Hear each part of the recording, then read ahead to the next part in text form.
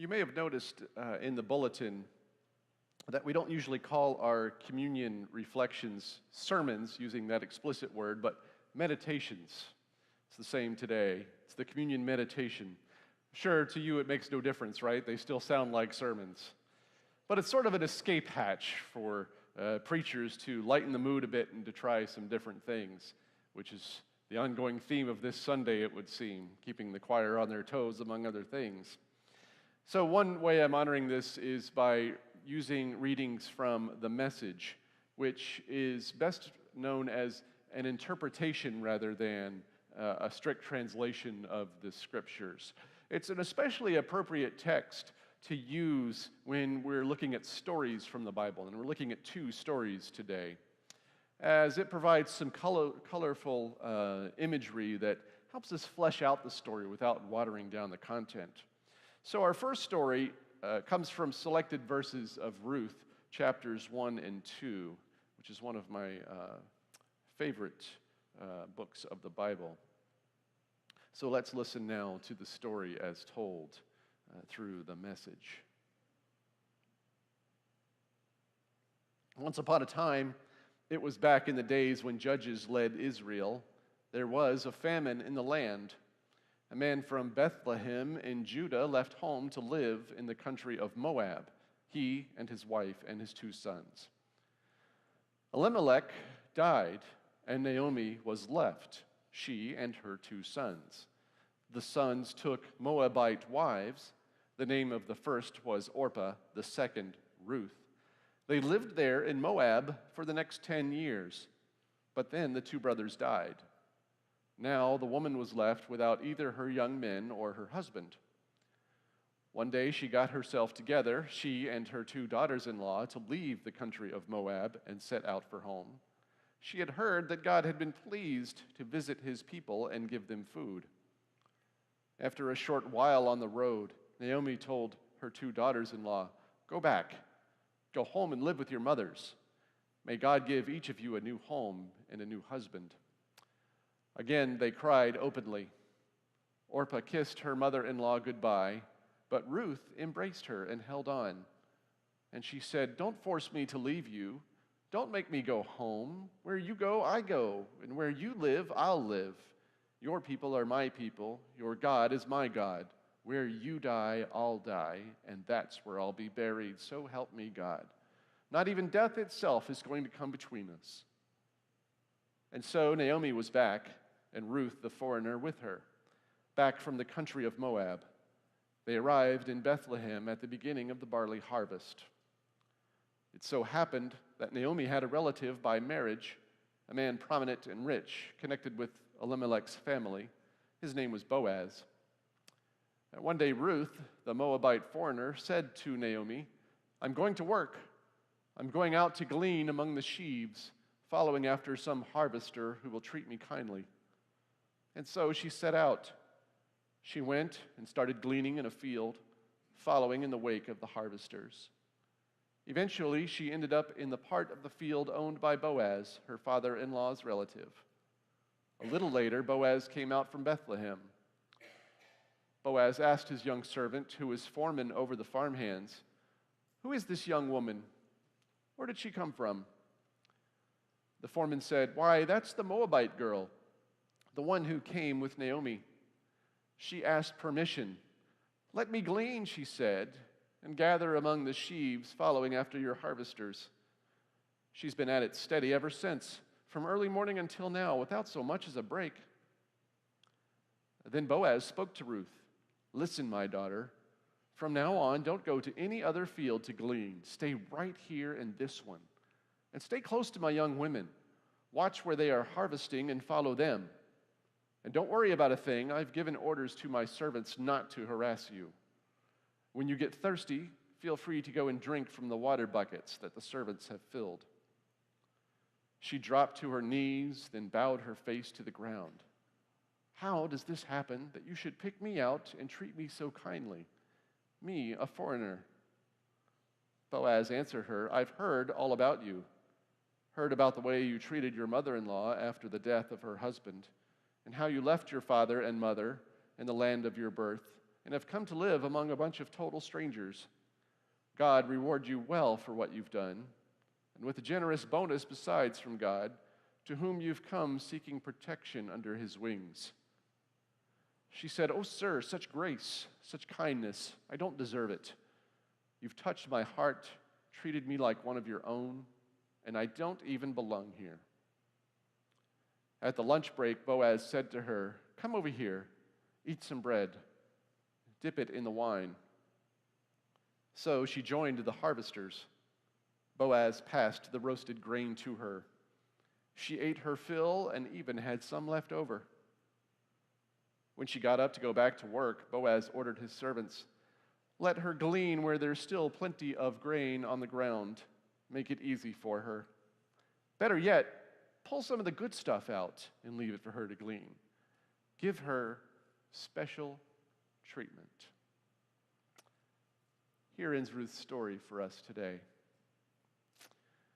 As a point of review, Pastor Joe last week introduced this brief series that we're calling The Jesus Connection, and then entrusted me to finish it. We'll see how that goes. He reminded us, though, that we are vessels filled with the Holy Spirit to connect Jesus to a broken world, this in spite of our own brokenness. We provide a physical touch, a physical presence, the hands and feet of Jesus to our world. But how does Jesus connect to our story from Ruth today, you might be wondering? It's a simple matter of genealogy. If you look at Matthew chapter 1, you will see that Ruth was a member of the house of David. She was his great-grandmother. She is one of 5 women mentioned by Matthew in this genealogy, in addition to Tamar, Rahab, Bathsheba, and Mary, all women in the line of Jesus. I think it's interesting to note that a majority of these women are Gentiles, and only 2 of them had a less than complicated sexual history, and that's putting things as nicely as possible. Rahab was a prostitute who helped Joshua's spies defeat Jericho. She hid them on her roof so that they would be able to scope out the city for when Joshua and his army came. Tamar's husbands, both sons of Judah, had died, and Judah had one more son that he had promised to her in the tradition of marriage among families at that time, but this promise was always delayed, and Tamar, her clock was ticking, so she pretended to be a prostitute in order to be with Judah, to bear a son, and thus to attain honor in the family in the only way that she could in this time and in this place. Perhaps Bathsheba's story is a little more familiar to you all. The wife of Uriah, one of David's loyal soldiers. David, of course, lusted after her, forced her into adultery by virtue of his place in power, and had her husband and his loyal soldier killed in the process. Ruth, along with Mary, the mother of Jesus, was one of 2 women who were not caught up in these difficult circumstances, these scandals of one kind or another. But the larger point in Matthew's genealogy is that Jesus descended from a long line of excellent sinners on his mother's side. The house of David was both favored and flawed. But there's another F word, if you will, that drives the action in our story from Ruth today. No, it is not an expletive. It's even more vile than that. It's the word famine. It's interesting to me that such a small word appears early in the text, but the gravity of that situation is lost. For the storyteller, it's a means to an end. But for those who have no bread, it's a call to action. So, famine drives the action. This family from Judah flees to Moab, a land that is sometimes at peace with Judah and sometimes at war. According to Genesis, Moab was founded by a son of Lot, a nephew of Abraham. And even that was problematic, as the people that inhabited that land, according to Genesis, were the product of an incestuous relationship. So when the men of this family of Judah die in Moab, leaving the widow with 2 daughters-in-law of that country, she returns to Judah, hearing that the famine has ended. And she gives these daughters-in-law a blessing to return to their homes. Midway through, Orpah says, "Okay, I will return to my homeland." But Ruth says, "No, where you go, I will go. Your God, your people, my people. I will be buried next to you." So the driving motivation of this family's journey to Moab, is famine. And it leads to this incredible loyalty. And I thought about those 2 words, famine and loyalty. And I think if you put them together, it almost sounds like family, doesn't it? And I think that's one big takeaway today. If you take nothing else away, it's the fact that family sticks together, both in plenty as well as want, whether the bread is abundant or the table is empty. And Ruth's story continues as she and Naomi, her mother-in-law, return to the ancestral home of Bethlehem. Some of you may know that Bethlehem, as a town, the name means house of bread. Ruth may have family in this foreign place, but they don't have much bread. So she sets out to glean. For a lone woman, this is a very dangerous activity, as the text implies.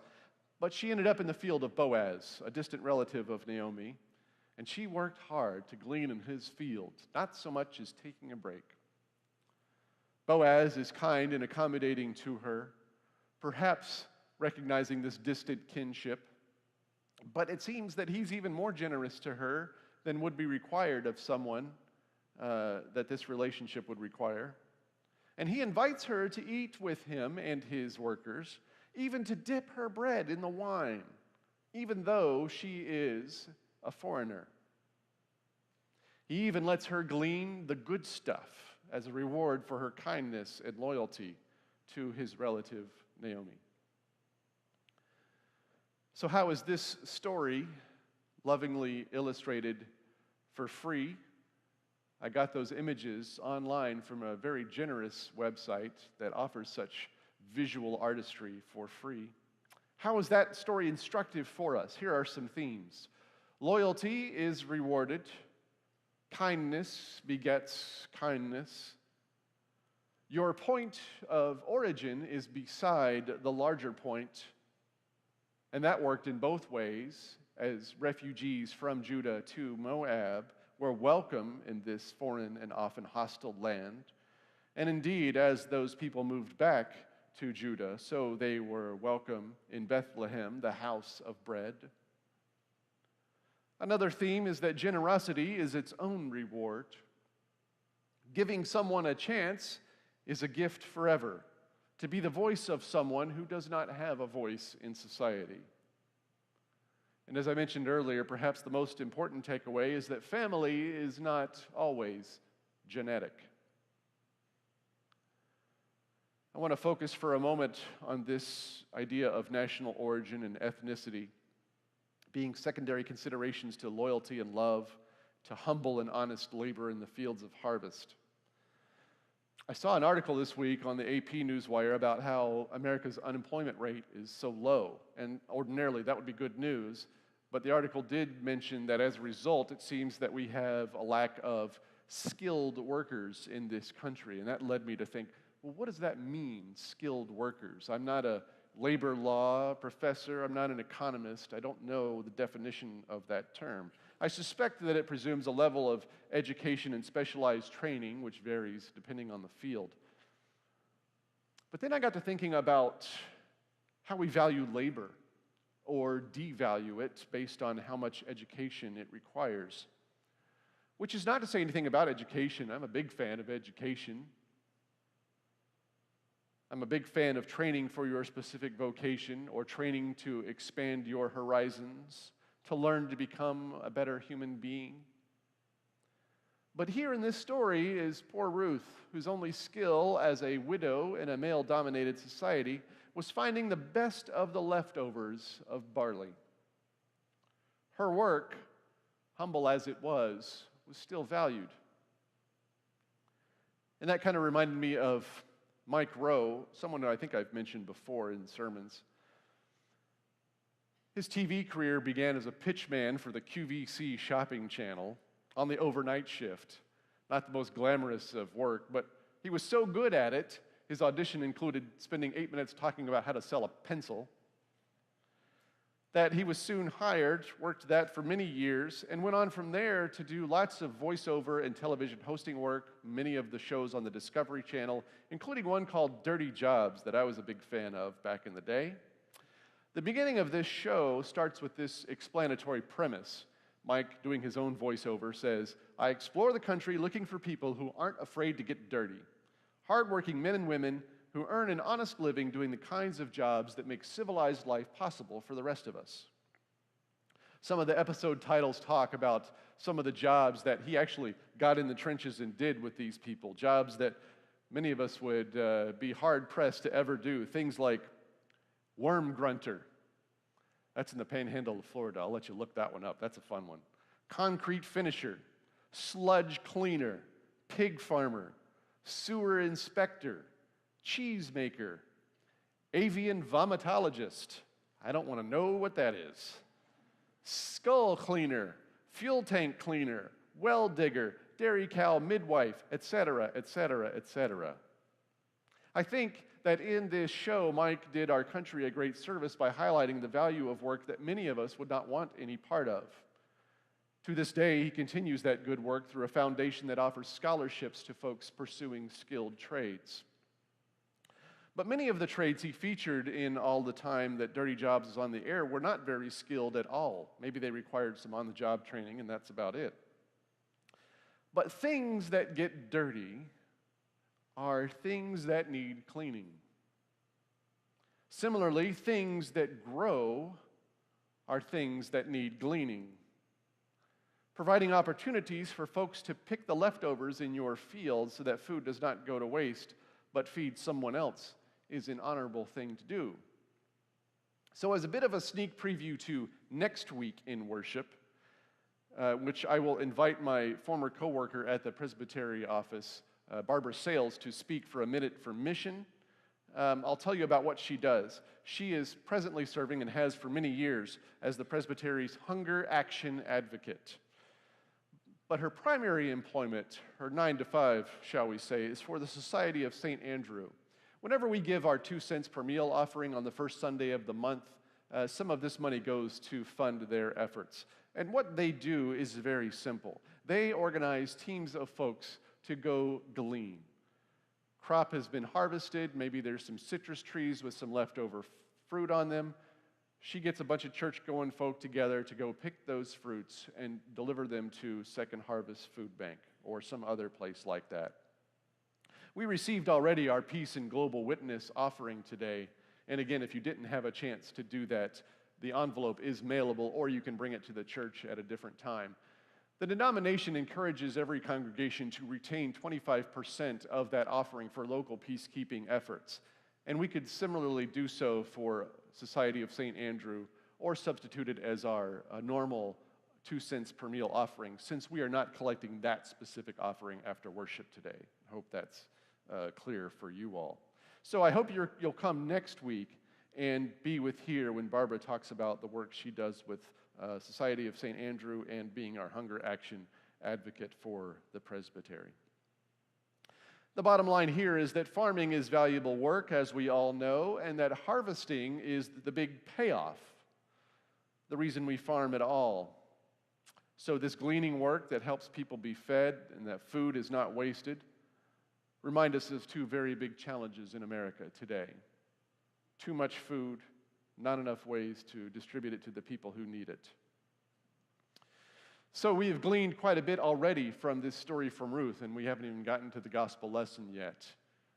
I appreciate your patience. It's a longer than normal sermon, but we are now going to turn to John's gospel, to Ruth's descendants, Mary and Jesus, at the scene of a wedding banquet. And this is how the message tells that story. 3 days later, there was a wedding in the village of Cana in Galilee. Jesus' mother was there, Jesus and his disciples were guests also. When they started running low on wine at the wedding banquet, Jesus' mother told him, "They're just about out of wine." Jesus said, "Is that any of our business, Mother, yours or mine? This isn't my time. Don't push me." She went ahead anyway, telling the servants, "Whatever he tells you to do, do it." 6 stoneware water pots were there, used by the Jews for ritual washings, as an Amber Alert goes off. It's in Seminole County, it says. You'll want to take a look at your phones later for that. "Whatever he tells you to do, do it," she says, and the 6 stoneware water pots that were used by Jews for ritual washings were there, each of them holding 20 to 30 gallons. Jesus ordered the servants, "Fill the pots with water," and they filled them to the brim. "Now fill your pitchers and take them to the host," Jesus said, and they did. When the host tasted the water that had become wine, he didn't know what had just happened, but the servants, of course, knew. He called out to the bridegroom, "Everybody I know begins with their finest wines, and after the guests have had their fill, brings in the cheap stuff. But you've saved the best till now."